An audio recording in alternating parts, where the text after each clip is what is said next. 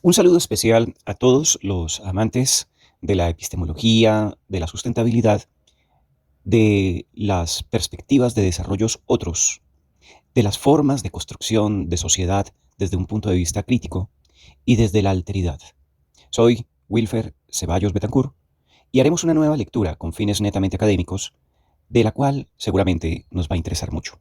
Abordaremos el texto Discusión epistemológica en torno a la sustentabilidad y el desarrollo, texto que se compone por capítulos de investigación, y abordaremos especialmente el texto de Fermín Carreño Meléndez, quien es licenciado en Economía, maestro y doctor en Urbanismo de la Universidad Nacional Autónoma de México y se desempeñó hace algún tiempo como coordinador del Centro de Estudios e Investigaciones en Desarrollo Sustentable de la Universidad Autónoma del Estado de México, centro donde tuve la oportunidad de estar y compartir durante un periodo de tiempo y aprender mucho de ellos. Un saludo al doctor Fermín Carreño Meléndez, donde se encuentre. El texto que vamos a abordar del doctor Carreño es Sustentabilidad, un paradigma crítico. A manera de introducción, abordar la sustentabilidad, más allá de las discrepancias sobre la posibilidad del éxito o fracaso de lograrla en el modelo de desarrollo actual, obliga a encontrar la explicación del porqué de este paradigma en construcción. El término sustentable es referido a la relación entre las sociedades y la naturaleza. Fue empleada inicialmente en el campo de las ciencias ecológicas, en particular un análisis vinculado a la ecología de las poblaciones de especies pesqueras bajo explotación. Tratar de integrar un eje de explicación de este paradigma contradictorio nos remonta a su etimología. La epistemología, del griego episteme, conocimiento, y logos, teoría, como teoría del conocimiento, encuentra sus orígenes en la antigua Grecia, en filósofos como Parménides y Platón, que establecieron los fundamentos y los métodos del conocimiento científico. En el siglo XX, con Piaget, la epistemología tiene, además, un carácter fundamentalmente científico, teórico y empírico, no metodológico y práctico. De acuerdo con Lenk, la epistemología es una disciplina filosófica básica que investiga los métodos de formación y aplicación, de corroboración y evaluación de las teorías y conceptos científicos, y a su vez intenta fundamentarlos y evaluarlos. O bien, como señala Byron, Brown y Potter, la epistemología es la teoría filosófica que trata de explicar la naturaleza, variedades, orígenes, objetos y límites del conocimiento científico. La epistemología, en palabras de Bunge, es la reflexión crítica sobre la investigación científica y su producto, el conocimiento, en otras palabras, es la rienda de la ciencia. Para toda disciplina o campo del conocimiento, como la sustentabilidad, se requiere de la epistemología para reflexionar sobre la naturaleza de un conocimiento y la validez del mismo, las que determinan el grado de cientificidad de tal disciplina. Podríamos decir entonces que la epistemología es una disciplina filosófica básica, que investiga los métodos de formación y aplicación, de corroboración y evaluación de las teorías y conceptos científicos, y a su vez intenta fundamentarlos y evaluarlos, con el propósito de determinar su origen, estructura, valor y alcance objetivo. A diferencia de las epistemologías metacientíficas o paracientíficas, la epistemología científica tiene su fundamento en la explicación del conocimiento científico y no pretende el conocimiento general. Esta perspectiva surge del interés de la evolución de la propia ciencia, que lleva a una constante revisión de sus principios e instrumentos de conocimiento. De acuerdo con Bunge, una auténtica epistemología debe abordar los aspectos siguientes. Debe hacer la referencia a la lógica de la ciencia, es decir, debe tratar o inventar los problemas lógicos y metodológicos concernientes a la lógica requerida por la ciencia, así como a su estructura lógica. Debe estudiar la semántica de la ciencia, es decir, los conceptos de referencia, representación, contenido, interpretación, verdad y afines que se presentan en la investigación científica. Debe reflexionar sobre la ontología de la ciencia, o análisis y sistematización de los supuestos resultados ontológicos del conocimiento científico. Debe reflexionar sobre la axiología de la ciencia, o estudio del sistema de valores de la comunidad científica. Debe tener criterios sobre la estética de la ciencia, o estudio de los valores estéticos de la investigación científica. Debe reflexionar acerca de los intereses que mueven la ciencia. El avance de una ciencia o de un paradigma en construcción, como la sustentabilidad, depende, entre otras cosas, de la capacidad epistemológica que tengan los profesionales y la propia disciplina para reflexionar sobre sí misma y la realidad cambiante de la cual forman parte. El pensamiento dialéctico resurge entonces como un principio metodológico para explicar y entender los procesos complejos de la realidad y los elementos que contribuyen a la transformación, ya que no es la repetición del conocimiento lo que contribuye al pensamiento crítico científico. Abordar hoy la investigación en el campo de la sustentabilidad requiere registrar los profundos cambios en el pensamiento científico contemporáneo, la situación interparadigmática en que se encuentra la ciencia, entre la modernidad y la posmodernidad, la transición epistemológica, de la racionalidad formal deductiva a un nuevo saber, interpretativo, valorativo, relacional, que no es ajeno a las implicaciones existenciales. La sustentabilidad.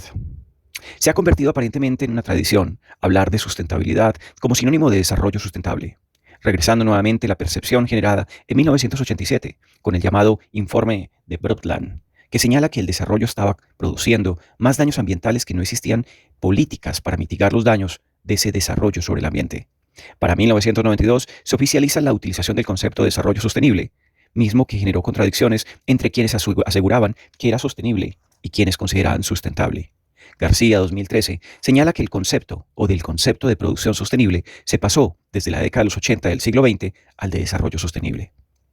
Un asunto con implicaciones de carácter político, que hizo parte del trabajo de la Comisión de Brundtland, que logró transformaciones para superar las visiones conservacionistas y avanzar hasta llegar a una perspectiva política del desarrollo sostenible. El paradigma resultó contradictorio, pues las consecuencias ambientales más evidentes de urbanización capitalista son la transformación y en algunos casos la destrucción de espacios naturales, la ocupación creciente de suelos productivos, la degradación paisajística, el aumento del consumo energético y de otros recursos naturales y el incremento de la producción de residuos. Pero al tiempo, son cada vez más evidentes otros problemas de índole social, como la exclusión, la ruptura de los tejidos sociales o la progresión de los mecanismos represivos de control social. Desde este punto de vista, procesos de depredación ambiental y de conservación de la vida silvestre responden a una lógica que ubica a la sociedad por fuera de la naturaleza. Esta lógica perversa favorece los procesos de acumulación del capital en el territorio, pues solo es visto como un espacio de producción, facilitador de la circulación de las mercancías, en el mejor de los casos, cuando no, es simplemente visto como una mercancía. La economía del crecimiento, en sus diversas expresiones, convierte a la naturaleza y al ser humano en simples medios para alcanzar determinadas metas cuantitativas, que por ende se da un descuido en la protección del medio ambiente, aumentando la destrucción de la naturaleza y exacerbando los niveles de contaminación y devastación territorial y ambiental. El desarrollo humano se ha caracterizado por una constante de incrementos de la capacidad cognitiva del hombre y de su poder para actuar sobre la naturaleza. Sin embargo, dicho poder se ha visto enfrentado a un encadenamiento dinámico de fenómenos y situaciones que paulatinamente se han hecho más evidentes, planteándole nuevas exigencias en cuanto a sus acciones e instrumentos, así como en su manera de concebir y conceptualizar la realidad. Proponer un conocimiento lineal, compuesto de innumerables disciplinas paralelas, no alcanza a cumplir ya con sus objetivos científicos ni prácticos. El indispensable proceso de desarrollo supone complementariedades y transformaciones que se dan en universos interdependientes. Las políticas tendientes a frenar la creciente acumulación de desechos de todo tipo, las aglomeraciones urbanas irracionales o el agotamiento de los recursos básicos no pueden ir en contra del proceso de desarrollo, sino más bien orientarlo, armonizarlo y adecuarlo al medio ambiente, el cual es, en último término, el que determina las posibilidades de desarrollo social y expansión económica a largo plazo. La modernidad provocó la transformación rápida, la potencialidad revolucionaria del desarrollo, el tránsito hacia formas económicas superiores, pero contradictoriamente trajo consigo también el desencadenamiento y el desencantamiento del mundo y el dominio de una razón instrumental, cuyo centro es conquistar la naturaleza, concibiéndola un instrumento de producción, lo que genera una ferocidad destructiva por parte del hombre hacia ella. Es la gran acción civilizadora del capital. El paradigma del desarrollo capitalista dominante descansa en el crecimiento incesante de la producción de bienes y servicios, cuya finalidad última es el consumo y la amplitud y profundización a través del juego libre de las fuerzas invisibles del mercado. Se espera que irradien a toda la sociedad estas fuerzas, estándares de consumo y niveles de ingresos superiores a las necesidades básicas. Este tipo de desarrollo ha producido una realidad muy diferente a la postulada por el modelo capitalista: desigualdad social y entre los géneros, violencia, destrucción del ambiente y contaminación son algunas de sus características. El desarrollo capitalista dependiente y subordinado por el que transita la formación social mexicana ha significado desde el punto de vista ambiental una creciente degradación y destrucción de su medio natural, y desde el punto de vista antropológico, social, económico, político y ético, una crisis de conciencia frente a la crisis agraria, alimentaria, industrial, energética, económica, financiera y urbana, que se manifiesta en la pobreza, marginación, desempleo y endeudamiento externo en la mayoría de las poblaciones. Por otro lado, una concentración en muy pocas manos de la riqueza nacional y despilfarro de recursos naturales y humanos en un polo y otro de la estructura clasista de la sociedad mexicana.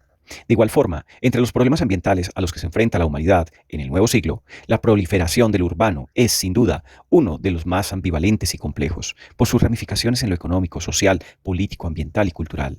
Las consecuencias ambientales más evidentes de esta urbanización son la transformación y, en algunos casos, la destrucción de espacios naturales, la ocupación creciente de suelos productivos, la degradación paisajística, el aumento del consumo energético y otros recursos naturales y el incremento de la producción de residuos. Pero al mismo tiempo, son cada vez más evidentes otros problemas de índole social, como la exclusión, la ruptura de tejidos sociales o la progresión de los mecanismos represivos de control social. La actual explosión urbanizadora en México está estrechamente relacionada con el nuevo ciclo económico expansivo y ha aprovechado el marco de regulador impulsador de los sucesivos gobiernos y las expectativas del negocio del capital especulativo de los sectores del suelo y la vivienda. Según el modelo del desarrollo lineal y productivista, imperante hasta hoy, el metabolismo lineal de las ciudades las convierte en consumidoras de recursos provenientes del medio natural, a la vez que depositan en este los desechos que en ellas se producen. Esta situación conduce al agotamiento de recursos y la contaminación ambiental que caracterizan la crisis del mundo actual, cuando la necesidad del ecosistema urbano que se alimenta de otros sobrepasan las posibilidades de su territorio de influencia para reproducir los recursos y reciclar los desechos, lo que comúnmente se conoce como capacidad de carga. Nuestras ciudades forman parte del medio ambiente construido y creado por el hombre como tal, interactúan con el medio ambiente natural. Si aceptamos que el desarrollo sustentable es la capacidad de una sociedad o sistema para seguir funcionando indefinidamente en el futuro sin ser forzado a declinar por el agotamiento o sobrecarga de los recursos fundamentales de los cuales este sistema depende, entonces la sustentabilidad implicaría patrones de desarrollo y estilos de vida que permitiesen resolver las necesidades de las actuales generaciones, sin comprometer la posibilidad de que las próximas puedan también satisfacer las suyas. Incluso aquellas necesidades que aún hay son desconocidas. Pero entonces, ¿es posible que en el proceso de industrialización, urbanización actual, exista un desarrollo sustentable? Con las propuestas neoliberales del desarrollo, son bien conocidas como las estrategias más novedosas en cuanto a la refundación de la economía del libre mercado. Han conceptualizado la problemática ambiental básicamente desde los aspectos de contaminación y la escasez de los recursos naturales. Desde esta base es que ha desarrollado sus estrategias de incorporación del fenómeno ambiental a los procesos de desarrollo, elaborando múltiples métodos para la elaboración ambiental y en el desarrollo de sistemas de cuentas aplicados a la contabilización del stock de recursos naturales y los flujos de materia y energía. Allen, 1996. La gestión del desarrollo exige estrategias basadas en una visión general de la sociedad, con tomas de decisión integradas en áreas temáticas claves. El concepto de integración admite diferentes interpretaciones, todas ellas complementarias. La polarización de la actividad económica, de los conflictos sociales y de las presiones sobre el medio natural en las sociedades no debe impedir que pueda aspirarse a diseñar modelos sostenibles en los que se considere la integración de las áreas metropolitanas en su contexto regional. Al igual, tampoco puede concebirse la sustentabilidad del desarrollo que no atienda el equilibrio entre lo urbano y lo rural, o que no incorpore consideraciones relativas a la dimensión exterior de la sustentabilidad. Una complejidad creciente de las interrelaciones entre fenómenos ha hecho que la relación sociedad-naturaleza se plantee cada vez más como un problema mundial que, desbordando lo puramente físico y natural, atañe por igual a todos los sistemas y a todos los grupos sociales. Esta complejidad preocupa a todas las ideologías. Es, asimismo, una relación cuya comprensión sobrepasa el ámbito de las ciencias particulares, exigiendo un constante esfuerzo de integración inter y transdisciplinaria. La industrialización global de la estrategia alterna de desarrollo conlleva a reorganizar a la sociedad para recuperar el control ecológico, territorial, económico, cultural, social y político. Toledo, 1994. Como elementos estructurales que definen los usos territoriales. Monroy, 1995. En ese sentido, el propósito fundamental es la preservación del suelo, la biodiversidad y las culturas locales, cuyas prácticas productivas son menos intensivas y, por tanto, ofrecen una alternativa regional. Toledo, 1994. Los impactos ambientales generados en el marco del modelo capitalista de desarrollo impulsan la incorporación del suelo a los procesos del mercado, sustituyendo el patrón de usos hacia una economía terciaria, dominada por una lógica de eficiencia, rentabilidad y acumulación de capital. War, 1990. La explotación económica de los recursos, Fernández, 1994, nacionales, es cedida a empresas transnacionales. Es decir, se considera el principal proveedor para la capitalización de países desarrollados, pero se generan impactos absorbidos por la población local. La eliminación de la contaminación del medio urbano en sectores extrarregionales por patrones de consumo de la sociedad del primer mundo, más que por el crecimiento demográfico del tercer mundo. Lev, 1998. La intensidad de los impactos ambientales en espacios intraurbanos e interurbanos, localizados dentro de los vectores de crecimiento del área urbana y o en proceso de consolidación, tienen diferentes consecuencias sobre la sustitución de áreas productivas y los procesos ambientales, lo cual limita las alternativas del desarrollo. Lev, 1998. Durante el proceso de crecimiento urbano, el potencial ambiental que otorga la capacidad productiva de las sociedades tradicionales queda al margen de los límites impuestos por la lógica económica del mercado. A pesar de que estas áreas productivas cumplen con la función de reproducir su base material, en esta ruta se asume el ambiente como donador de suelo para uso urbano, ignorando su significado ecológico y cultural, y como conciliador de dos dinámicas sociales diferentes, cuyos efectos son limitar la capacidad de gestión y decisión de los habitantes sobre sus territorios y recursos y agudizar la pobreza en dos grupos diferentes. Con la disposición de espacio para uso urbano, Legorreta, 1983, ni se resuelve ni mejoran las condiciones de vida de la población nueva, y las sociedades locales, al proveer territorio, avanzan hacia procesos de desarticulación y desequilibrio del entorno socioecológico, socioeconómico, tradicional. La evolución del sistema capitalista, basado en una racionalidad económica sustentada en la acumulación de capital y la maximización de la ganancia a corto plazo, ha llevado a una degradación ambiental sin precedente, pues ha adquirido carácter global en varios sentidos. Primeramente, porque prácticamente no existe ningún ecosistema sobre el cual no se ha ejercido de una u otra forma el sistema de producción capitalista, y porque la degradación ha entrado en procesos de carácter global. Esto es, que afecta al planeta en su totalidad, como los fenómenos del calentamiento de la atmósfera, el enrarecimiento de la capa de ozono, la lluvia ácida, la desertificación y la pérdida de la biodiversidad, siendo este último de carácter irreversible, y la trascendencia de los otros aún no ha sido completamente evaluada. Trágicamente, ligada a estos procesos, también se encuentra la irreversibilidad, pérdida de la diversidad cultural, ya que el sistema capitalista tiende a homogeneizar sus formas de relaciones de producción, que a su vez destruyen los sistemas culturales tradicionales, que generalmente eran base de sistemas de producción más sustentables. La aparición de señales de alerta que muestran las limitaciones físicas del planeta. La actividad humana se materializa en el aceleramiento del cambio climático, el agotamiento de la capacidad de carga y de generaciones de los ecosistemas o de su biodiversidad. Ante esta realidad se renueva la preocupación por el medio natural, la biodiversidad y el equilibrio ecológico a nivel planetario, buscando formas de urbanización, producción, consumo, etc., que aseguren el mantenimiento de bienestar para las generaciones futuras. Se trata de paradigmas de la sustentabilidad, que promueven nuevas perspectivas de análisis dentro de las disciplinas sociales. En el siglo XX se asistió al auge del denominado fenómeno urbano, consistente en la proliferación de megaciudades y aglomeraciones urbanas en todo el mundo.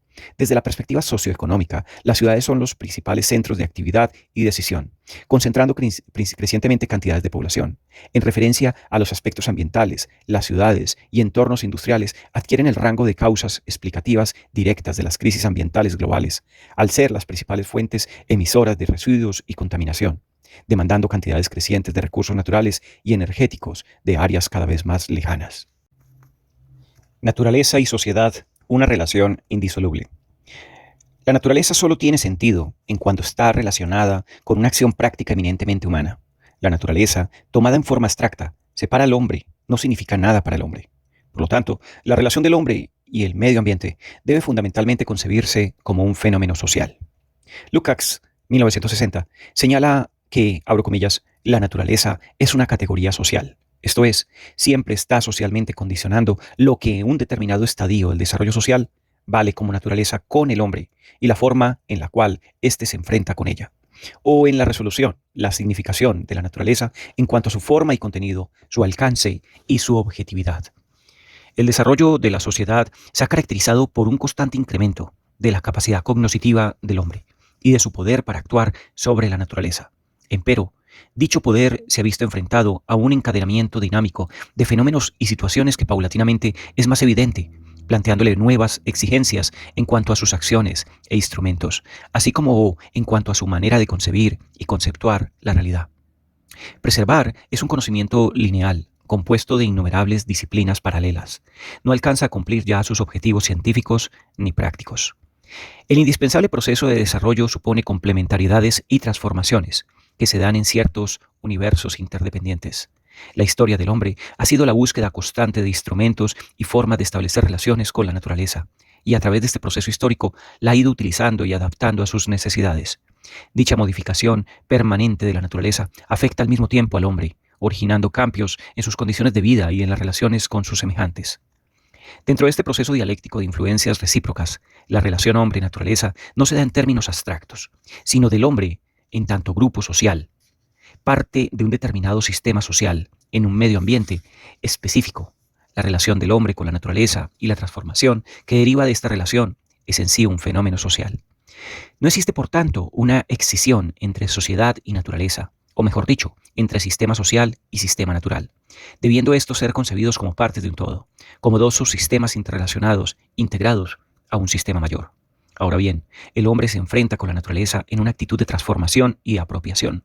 De ello derivan dos elementos importantes para explicar el impacto del desarrollo de la sociedad del medio ambiente, su actitud utilitarista y su enfoque parcial selectivo de los fenómenos naturales. De acuerdo con el planteamiento marxista, dicha dominación no debe ser entendida como una actitud expoliadora, depredadora de la naturaleza. No se trata de una exploración irrestricta, sino de un adecuado manejo del sistema natural con vistas a la satisfacción de las necesidades humanas, tal como lo indica Engels. Abro comillas. Y así a cada paso que damos se nos recuerda que en modo alguno gobernamos la naturaleza, como un conquistador a un pueblo extranjero, como alguien que se encuentra fuera de la naturaleza, sino que nosotros, seres de carne, hueso y cerebro, pertenecemos a la naturaleza y existimos en su seno, y todo nuestro dominio de ella consiste en el hecho de que poseemos sobre las demás criaturas la ventaja de aprender sus leyes y aplicarlas de forma correcta. A lo largo de la historia, la acción del hombre sobre los procesos naturales se ha ido materializando en lo que podría llamarse un medio ambiente construido, que se superpone al medio ambiente natural, al proceso social, histórico. Se lleva a cabo de un lugar dado, en un espacio que preexiste a la vida humana y a cualquier sociedad. Se trata del espacio físico natural, o en su aceptación más común, del medio ambiente. Con el devenir histórico se va creando otro espacio que está básicamente determinado por las relaciones humanas y por su modo de organización social. Junto al espacio preexistente se construye así un espacio social. Ambos están estrechamente interrelacionados, a tal punto que no es posible distinguir el uno del otro, de no mediar en un proceso analítico. Este desarrollo de la humanidad es entendido por Marx y Engels como un proceso de cambio de formaciones sociales, Lange, 1966, a través de las fuerzas productivas. Abro comillas. Podemos distinguir las fuerzas productivas reales y las fuerzas productivas humanas. Unas y otras se forman y modelan en estrecha interdependencia. En efecto, los hombres crean los medios de producción y los métodos técnicos que les permiten utilizarlos, mientras que al mismo tiempo las actitudes humanas se modelan en el proceso de la producción de las cosas y en la utilización de los medios de producción. Marx emplea igualmente el término fuerzas productivas materiales, subrayando de esta manera que las fuerzas productivas son expresión de la actitud del hombre con respecto a la naturaleza, o sea, de la relación entre el hombre y el mundo material que le rodea. Igualmente del carácter activo de esa relación.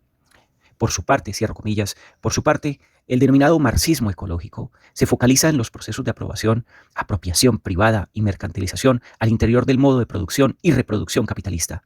Si la tradición marxista centraba su mirada en la contradicción capital-trabajo, el marxismo ecológico busca esclarecer una segunda contradicción fundamental del capitalismo, la relación capital-naturaleza. La autovalorización del capital en una escala de producción y reproducción cada vez más amplia no reconoce límites externos de modo de que, abro comillas, la contradicción entre la naturaleza limitada conviviendo con necesidades ilimitadas y la ilimitada acumulación de capital es intrínseca al capitalismo. Altaver, 2009, cierro comillas. Según James O'Connor, una visión marxista ecológica del capitalismo debe concentrarse, abro comillas, en la forma en la que el poder de las relaciones de producción y las fuerzas de producción capitalistas combinadas se autodestruye al afectar o destruir sus propias condiciones, más que a reproducirlas. Cierro comillas, 2001. Estas condiciones de producción de capital se dividen en tres partes. En primer lugar, las condiciones físicas externas o elementos naturales que intervienen en el capital constante y variable. En segundo lugar, las condiciones personales, es decir, la fuerza del trabajo. Y por último, las condiciones comunales generales, la infraestructura y espacio urbano. Los capitales individuales son incapaces de abstenerse de sobreexplotar y o dañar sus propias condiciones, generando escasez y aumento de los costos para el capital en su conjunto. Los problemas de abastecimiento o el encarecimiento de las condiciones de producción pueden formar un problema de producción de plusvalor y se presentan como barreras externas a la acumulación capitalista. A las crisis de sobreproducción, el marxismo ecológico adiciona la crisis de producción como efecto de los crecientes costos de reproducción de las condiciones naturales de producción. O'Connor, 2001. El desarrollo de las fuerzas productivas va modificando las relaciones del hombre con la naturaleza, lo que a su vez modifica el proceso de interacción de la sociedad con la naturaleza. La transformación en el seno de las formaciones sociales resulta de la superación de las contradicciones internas que llevan a la sociedad a adaptarse a una nueva situación. Es aquí donde se muestra la relación hombre-naturaleza como interacción dialéctica. Esto queda manifiesto en lo que Marx llamó el modo de producción asiático, es decir, sociedades que se organizaron en función de las posibilidades de aprovechamiento de un medio ambiente natural específico, generalmente asentadas en cuencas hidrológicas y estructuradas a base del aprovechamiento de los recursos hidráulicos. Con el desarrollo del modo de producción asiático se lleva a cabo el paso de la comunidad arcaica o primitiva a la sociedad de clases. Según Godelier, 1969, la comunidad primitiva corresponde a la economía de la ocupación de la naturaleza, y hay un proceso de transición hacia la economía de transformación de la naturaleza. Jory, 1972, resume las características del modo de producción asiático en los siguientes 5 puntos fundamentales. Ausencia de propiedad privada de la tierra. Las comunidades primitivas mantienen una notable cohesión social. Estrecha unión entre agricultura e industria artesanal. Razones geoclimáticas hacen que la agricultura solo pueda ser prácticamente mediada mediante los sistemas de riego artificial. Existen, por lo tanto, las necesidades de las grandes obras públicas de canalización o de riego, que a su vez requieren de una estructura social y un poder central que regule y lleve a cabo tales trabajos. El poder central adopta la forma de un Estado, con lo que da origen a una estructura de clases que centraliza la recolección del excedente, pero esta desligada del proceso productivo. La caracterización anterior pone de relieve la importancia que la dimensión ambiental tiene tanto en la organización social del grupo como en su porvenir, al definir una estructura social que va creando nuevos elementos dinámicos en su seno, las clases sociales.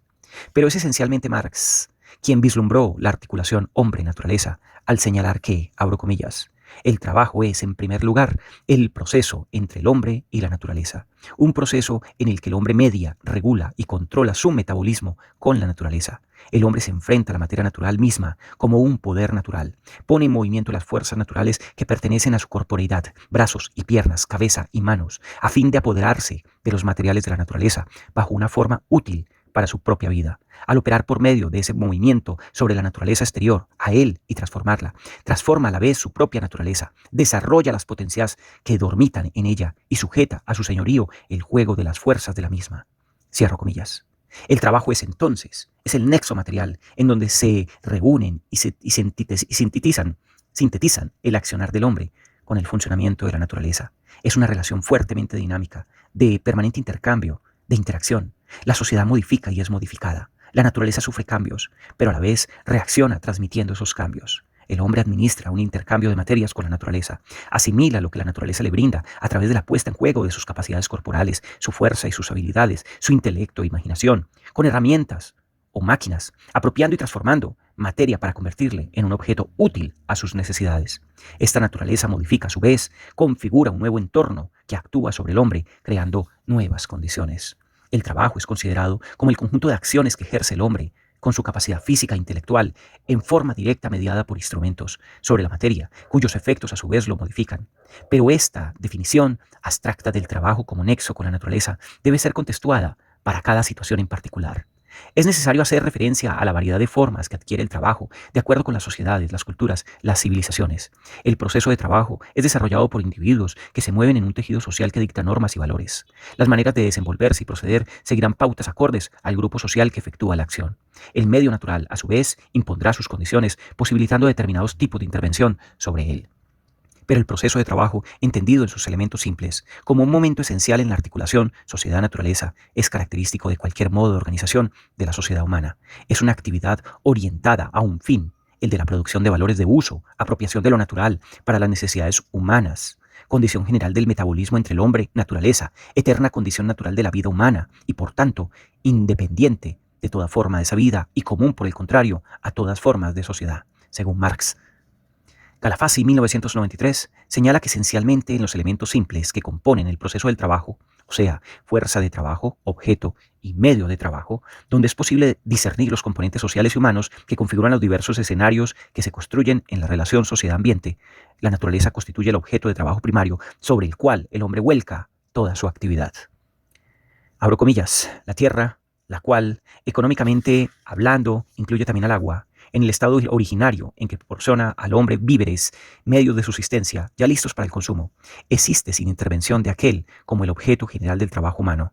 Todas las cosas que el trabajo se limita a desligar de su conexión directa con la tierra son objetos de trabajo preexistentes en la naturaleza. Marx, 1998. El medio de trabajo es aquel elemento que el hombre utiliza en su trabajo para aplicarlo a las cosas que transformará, para ejercer su acción sobre el objeto. Constituye, abro comillas, una cosa o conjunto de cosas que el trabajador interpone entre él y el objeto de trabajo y que le sirve como vehículo de su acción sobre dicho objeto, cierro comillas, Marx. La intervención sobre la naturaleza a partir del trabajo reconoce entonces a la naturaleza como objeto sobre el cual se actúa. El recurso natural es apropiado y transformado con base en características originarias. El recurso desarrolla sus potencialidades al participar del proceso de transformación al que se ve sometido el hombre. El recurso aporta sus cualidades naturales y a partir de estas se explotan y generan las características esenciales que permitirán la satisfacción de necesidades sociales. El recurso, por lo tanto, se conforma basándose en una escala de valoración social que determina la utilidad o no de cada porción de la naturaleza. Si para otras especies la lucha por la supervivencia caracteriza su existencia, la humana hace mucho que no tiene más competidora que ella misma. El hombre, buscando superar el nivel de subsistencia, ha ido modificando el medio que le rodea, de acuerdo a un parámetro básico, la mejora de la calidad de vida. La humana es la única especie que ha podido modificar a gran escala el medio circundante, configurando su propio ecosistema, el urbano. La satisfacción de las necesidades humanas, unida a otras connotaciones relativas al control sobre el medio, la lucha por el poder y la búsqueda del conocimiento, ha justificado los actuales niveles de desarrollo, así como el camino seguido para llegar a los mismos.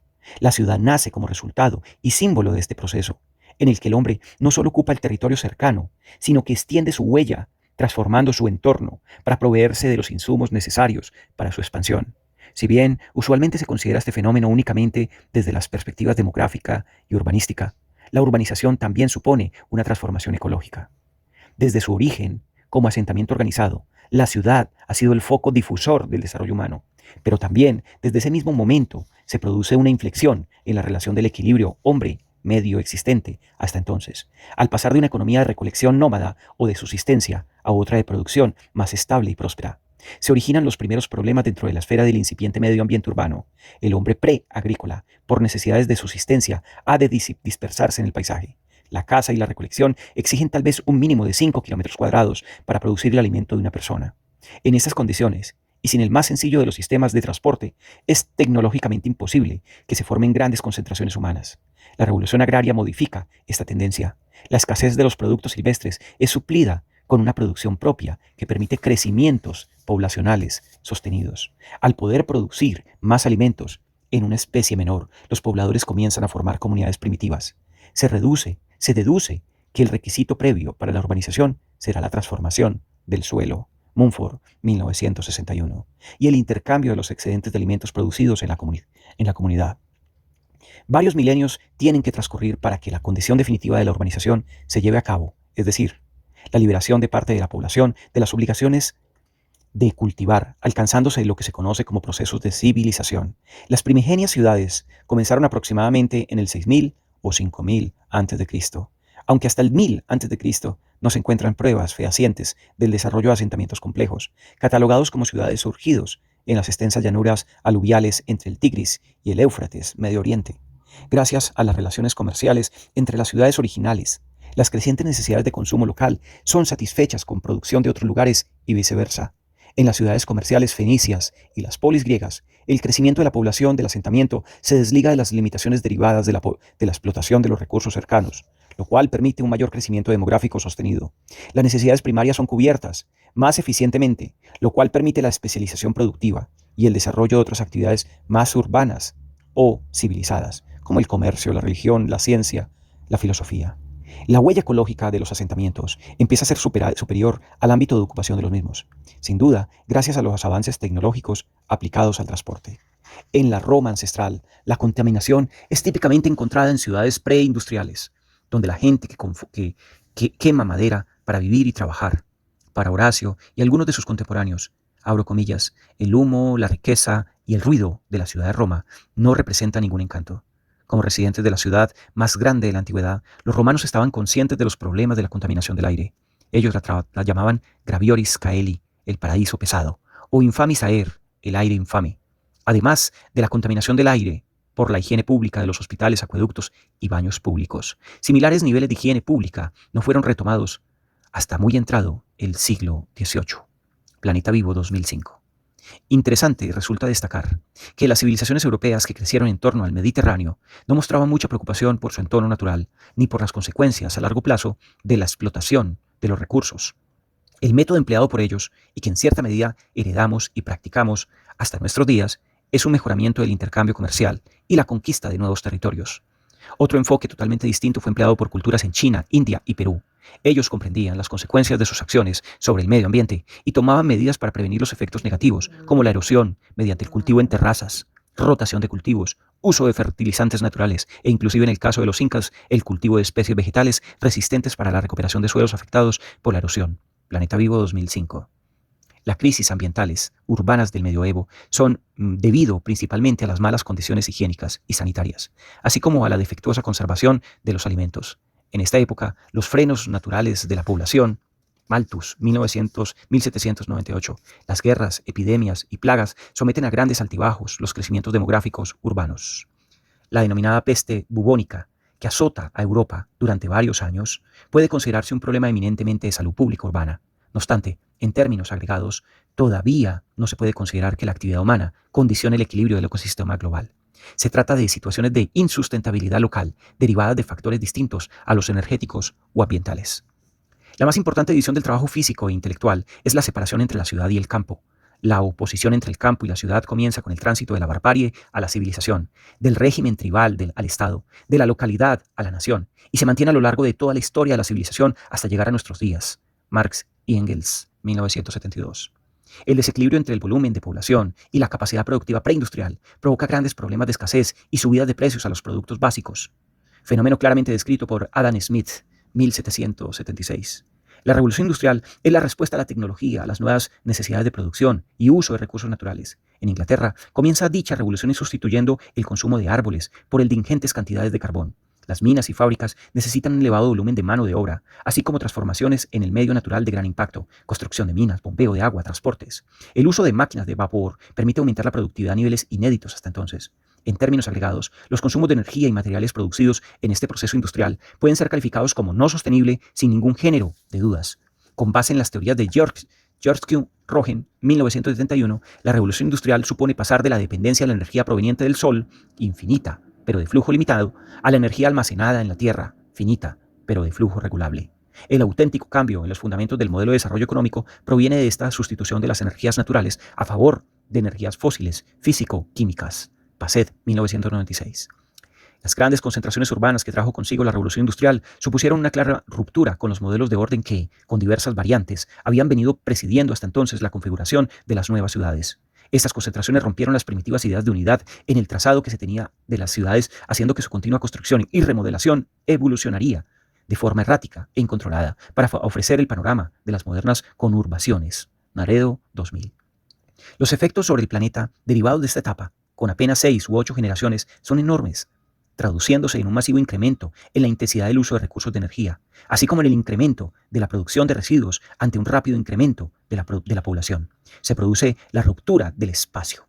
Passet, 1996. Ante el incremento o ante el crecimiento del fenómeno urbano, donde considerables aglomeraciones de individuos vierten toneladas de desechos sobre espacios reducidos con tasas de concentración de residuos que superan las posibilidades de absorción de los agentes biológicos, comprometiendo así el funcionamiento de los mecanismos de los que depende la constancia del medio y la reproducción de las especies animales y vegetales. El concepto de sustentabilidad. Para García Fernández, el proceso descrito para las revoluciones en el pensamiento científico, según Kuhn, 1970, hay 3 modelos distinguibles. En primer momento, donde nuevas concepciones o teorías son rechazadas por una gran mayoría de los científicos establecidos, quienes continúan generando conocimientos acumulativos dentro del paradigma dominante. Un segundo momento en el que se formula la nueva teoría o concepción de modo más convincente. Es muy probable que esto coincida con el aumento de evidencia fáctica de que muchos hechos no pueden ser explicados o interpretados en el marco anterior. Finalmente, la nueva concepción teórica recibe numerosas adhesiones, principalmente de quienes son más recientes en el estudio de la disciplina, que se trate, ya que por lo general los mayores han comprometido mucho, ya sosteniendo el paradigma anterior. Las restricciones que sobre la actividad económica tienen los recursos naturales han sido la base de la literatura referida a los límites del crecimiento. Durante los años 60 y 70, Boulding, 1966, habla de la inminente economía de la nave espacial Tierra, para referirse a la imposibilidad de un crecimiento ilimitado de un planeta que, con recursos finitos y no renovables, en un futuro, el bienestar no podrá darse en el crecimiento del consumo material. El informe Meadows para el Club de Roma, junto a otros análisis como los realizados por Forrester en 1975, plantean las más claras señales de alerta acerca de la sostenibilidad del modelo de desarrollo. El crecimiento exponencial del consumo de recursos naturales y energéticos no es sostenible en el medio-largo plazo y es necesario optar por un modelo de desarrollo que permita la mejoría del bienestar y la calidad de vida y a la vez que la conservación y correcta gestión de los recursos naturales. Asimismo, importantes estudios, Castro 2002, se centran en la llamada curva de Kuznets ambiental, que supone la existencia de una relación en forma de U invertida entre la renta per cápita y una serie de indicadores referidos a contaminación y agotamiento de recursos naturales. Según esta relación, el consumo de estos recursos naturales y la generación de residuos aumentan inicialmente con la renta. Pasado cierto punto, los incrementos de la renta reducen este consumo de recursos y la producción de residuos. La búsqueda de un modelo de desarrollo sustentable comienza a ser una prioridad de las políticas económicas, hasta entonces centradas en una visión errónea del crecimiento. Daly, 1992. Frente a esta visión tradicional, Castro 2002, surgen nuevas formas de analizar la realidad. Por ejemplo, en los 70, se desarrolla la Escuela de los Economistas de la Energía, aportando una visión crítica acerca de la irreversibilidad del uso de la energía en los procesos productivos. Entre otras, se parte de las teorías de Georgescu-Roegen, 1931, que relacionan la termodinámica y la economía, explicando el significado que para el crecimiento económico y la estructura sectorial tiene la energía primaria y los problemas de la no sustentabilidad. Muchas son las definiciones y conceptos existentes para los términos desarrollo sostenible, sostenibilidad o sustentabilidad. No obstante, la más difundida es la del informe Brundtland, 1987. El desarrollo que satisface, abro comillas, el desarrollo que satisface las necesidades actuales sin comprometer la capacidad de las generaciones futuras de satisfacer las suyas. Cierro comillas. Sin embargo, este enunciado está formulado con demasiada ambigüedad, lo cual, por otra parte, justifica su gran aceptación y prolífico uso en documentos de muy diversa índole. Abro comillas, muchas veces en sentidos totalmente opuestos al que pudiera parecernos. Notgar, 1988. O simplemente como una frase de moda de significado espurio. El uso de la definición de sustentabilidad del informe de Brundtland, centrada en el aspecto de la equidad intergeneracional, plantea importantes problemas metodológicos que obligan a la definición a priori de los siguientes hechos: el horizonte temporal, las preferencias de las generaciones futuras, las generaciones básicas, las necesidades también básicas a satisfacer y la coherencia interna de sostener un desarrollo que actualmente no es equitativo entre las naciones. Castro 2002. En primer lugar, se ha de destacar que se trata de un término asimilado de la ecología. Castro 2002. Según esta disciplina, la sustentabilidad alude a una condición que se puede mantener indefinidamente, sin disminuciones progresivamente de la calidad. Holdren et al., 1995. Un ecosistema sustentable es aquel que mantiene la integridad del sistema a largo tiempo.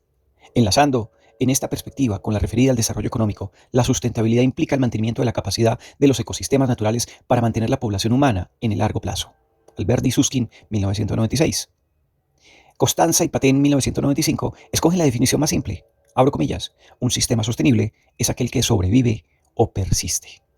Otras características. Castro 2002, que suponen importantes dificultades a la hora de su cuantificación, son la variabilidad en función al contexto territorial en que se estudia la sustentabilidad.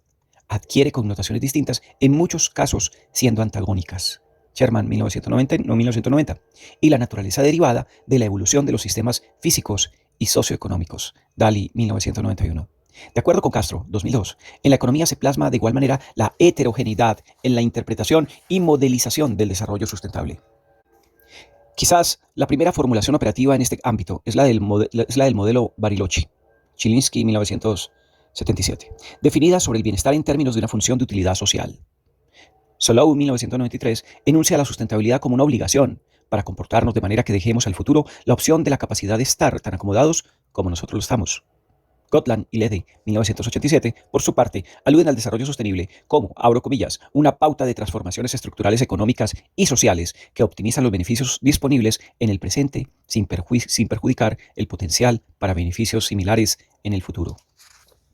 Con el mismo interés intertemporal, Tittenberg, 1992, sugiere que la sustentabilidad significa que, abro comillas, que las generaciones futuras estén al menos tan bien como las generaciones actuales. Cierro comillas. Repito, 1986 se refiere al concepto como una, abro comillas, estrategia de desarrollo que gestione todos los bienes, recursos naturales y recursos humanos, así como financieros y físicos, para incrementar el bienestar a largo plazo. Cierro comillas. Es claro que existen diversos enfoques para conceptualizar la sustentabilidad. Citamos algunos de ellos. 2 puntos. La sustentabilidad para una sociedad significa la existencia de condiciones económicas, ecológicas, territoriales, sociales y políticas que permitan su funcionamiento en forma armónica en el tiempo y en el espacio. En el tiempo, la armonía debe darse entre esta generación y las venideras. En el espacio, la armonía debe darse entre los diferentes sectores sociales, entre mujeres y hombres, y entre población con su ambiente. Castro 2002. Carreño 2015 apunta a que la sustentabilidad es un proceso multidimensional, que implica cambios en las estructuras socioeconómicas, territoriales y ambientales, a efecto de elevar los niveles de vida de los habitantes y garantizar una relación armónica entre la sociedad y la naturaleza.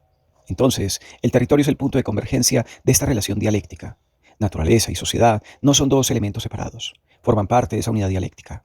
Rafael Segovia, Lesbia Pérez y Luisa Colina, en su trabajo Fundamentos Epistemológicos 2010, apuntan a que Barkin 2010 dice que la sustentabilidad no es simplemente un asunto del ambiente, de justicia social y de desarrollo.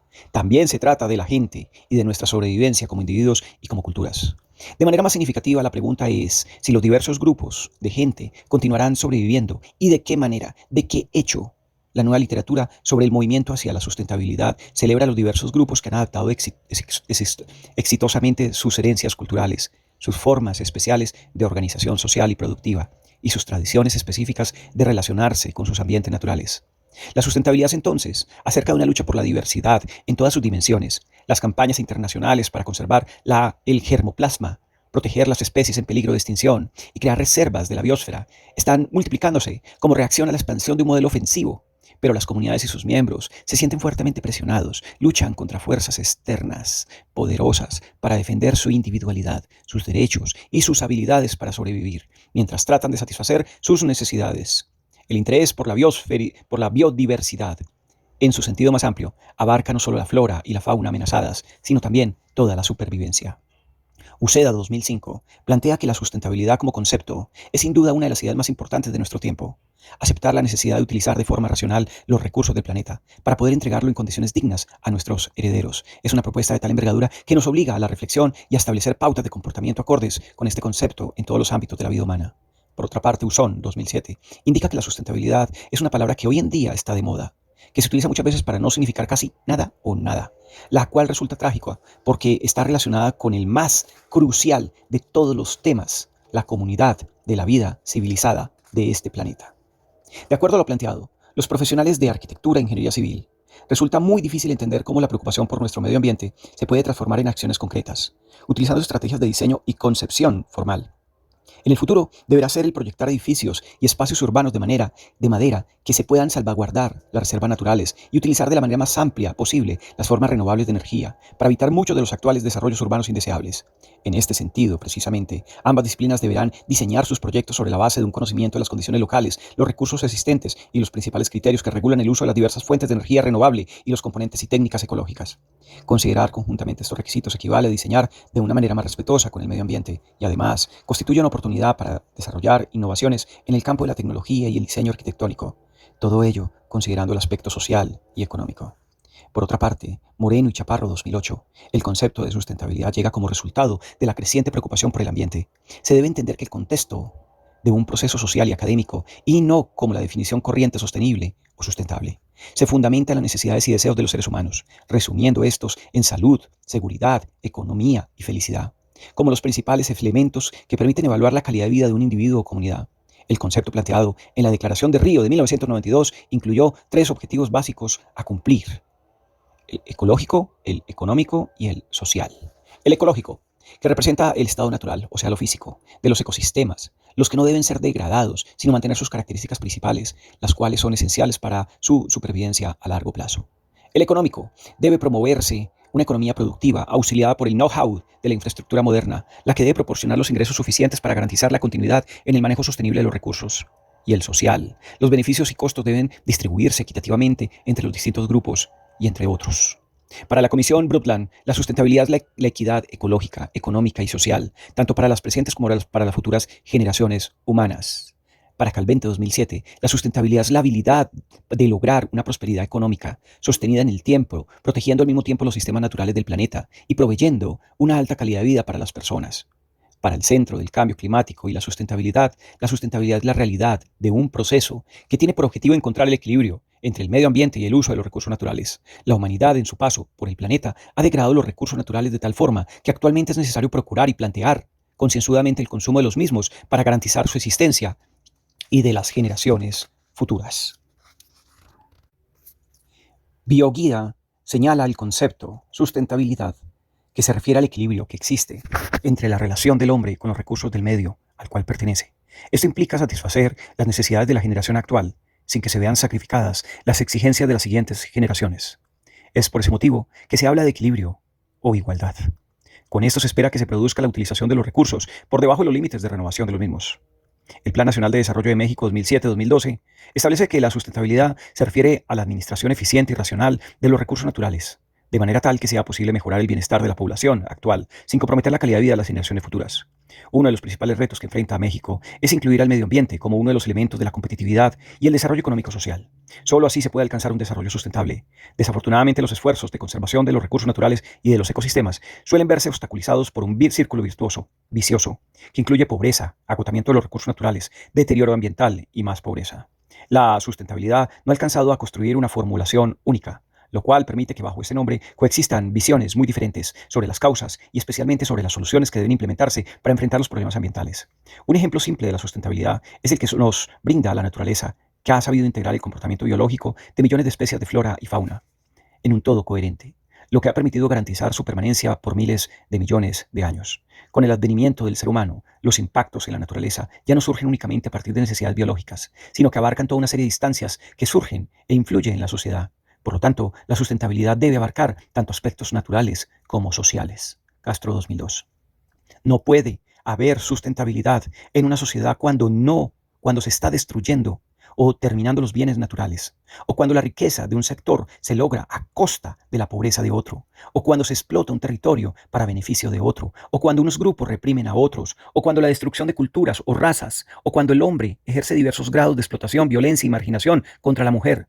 Tampoco podrá haber sustentabilidad en un mundo que tenga comunidades, países o regiones que no son sustentables. La sustentabilidad debe ser global, regional, local e individual, y en los campos ecológico, territorial, económico, social y político.